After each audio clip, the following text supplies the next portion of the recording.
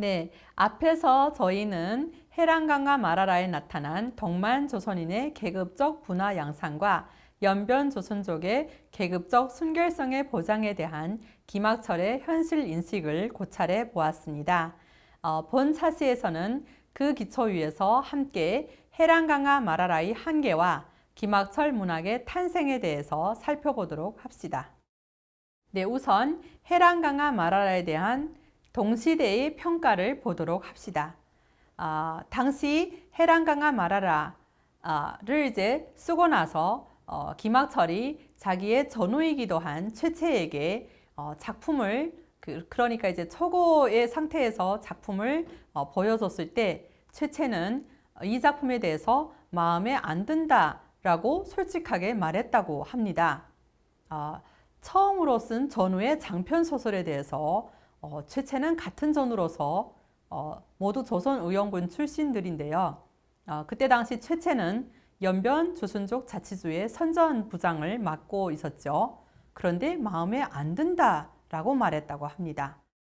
네, 그리고 당시 역시 이제 연변 조선족 자치주의 주요한 작가 중에 한 사람이자 또 영도자 중에 한 사람이었던 리근전은 비판문까지 써서 해랑강과 마라라와 그의 작자라는 비판문을 써가지고서는 역사 현실에 대한 왜곡, 몇몇 인물 형상에 대하여 이 소설의 주제 사상 등 세 부분으로 나누어서 이 작품을 비판하고 있습니다.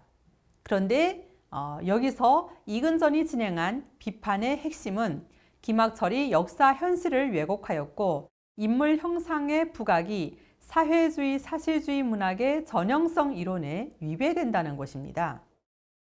리근전은 작가가 소설의 서문에서 비록 간도인민의 투쟁의 역사는 중국 공산당의 투쟁의 역사라고 썼지만 소설의 전폭 사상 내용을 보아 혁명의 패배사라고 하는 것이 더욱 적절할 것 같다고 비판합니다. 다음에 인용문을 보도록 합시다. 이 소설은 일본 제국주의가 동북을 무장 침략하기 전, 즉 9.18 직전으로부터 일본 제국주의가 동북을 침략한 후 1932년을 시대의 배경으로 하고 있다. 온 세상이 다 알고 있는 바와 같이 1931년부터 1936년까지는 연변에 있어서 항일투쟁의 고족이었다. 그 후, 그러니까 1930년 이후 일시 절대적인 우세를 차지하는 일본 사륜기들의 혹독한 진압과 토벌에 의하여 투쟁이 지하로 들어가기는 하였지만 연변 각족 인민들의 투쟁은 한시도 그쳐본 적이 없으며 더욱이 1932년 그 당시는 항일의 불길이 가장 높고 치열하던 때이다. 그러나 작자 김학철이는 연변인민의 거센 항일투쟁의 추경으로 되는 버드나무골, 해랑구 농민들의 항일투쟁을 절망적으로 그려놓았다. 이것이 리근전이 쓴 그 해랑강과 마라라와 그의 작자의 이제 비판문의 한 대목입니다. 굉장히 날카로운 비판을 하고 있지요. 여기에 대해서는 위에 리근전의 비판문에 제시된 작자 김학철이는 연변인민의 거센 항일투쟁의 추경으로 되는 버드나무골 해랑구 농민들의 항일투쟁을 절망적으로 그려놓았다는 대목과 소설의 전폭 사상 내용을 보아 혁명의 패배사라고 하는 것이 더욱 적절할 것 같다고 한 대목을 주목할 필요가 있겠습니다. 즉, 리근전은 사회주의, 사실주의 문학의 하나의 필수 불가결의 요소인 사회주의적 전망 내지 승리를 위한 대안이 빠져있음을 날카롭게 지적한 것입니다. 당시 연변의 언론을 주도하는 유일한 당위 기관지인 연변일보 부총편이었던 리근전으로서는 당연한 지적이었을 것입니다. 이는 훗날 리근전이 평생 사회주의, 사실주의 문학의 창작으로 일관했던 것에서도 그 단초를 엿볼 수 있는데요. 최채 역시 당시 연변 주당위 선전부장으로서 연변의 문해 노선과 정책을 결정하고 주도하는 지위에 있었으므로 마음에 안 든다고 했던 최채의 평가 역시 리근전의 이러한 지적과 같은 맥락에 놓여 있었을 것입니다.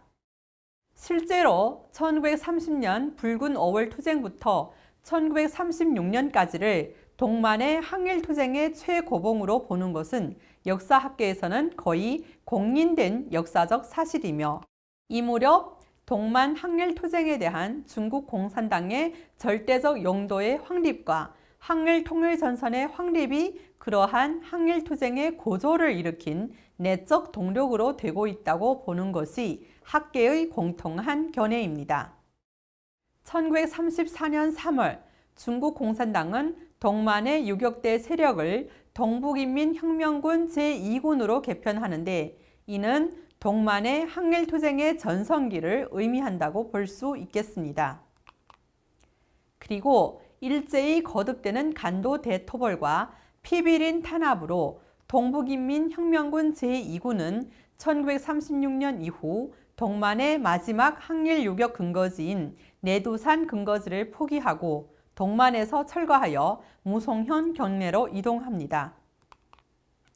또한 만주에서 중국 공산당 영도하의 항일연군의 마지막 저항은 1939년 겨울까지로 역사는 기억하고 있습니다.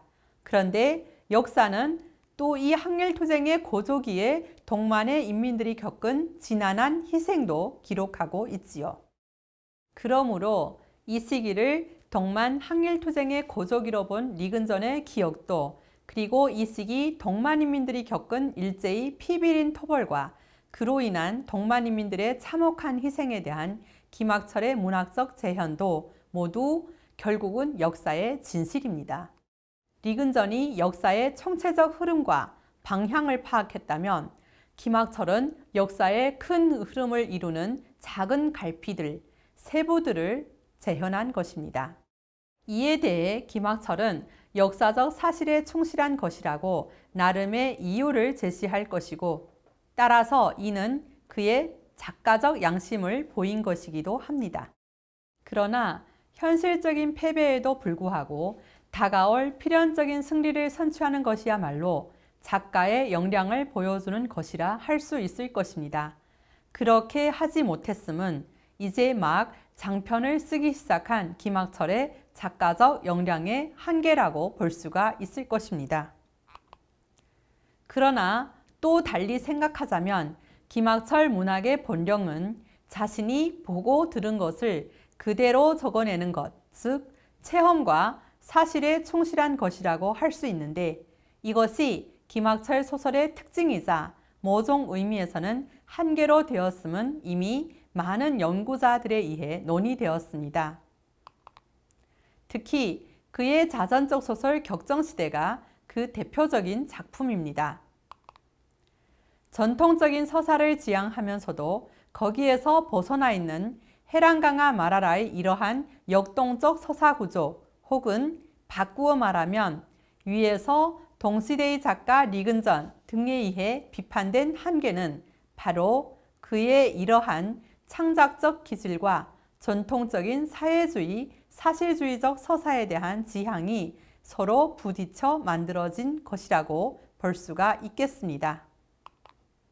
이 점을 생각한다면 양심과 한계를 떠나 이 작품은 김학철 문학이 탄생하는 장면을 웅변적으로 보여주는 것이라고 할 수 있겠습니다. 이번 차시에서는 건국 초기 조선족 문학과 중화인민공화국 국민으로서의 정체성의 확립 문제를 살펴보았습니다. 네, 이상으로 건국 초기 조선족 문학과 중화인민공화국 국민으로서의 정체성 확립에 대한 강의를 모두 마치도록 하겠습니다. 감사합니다.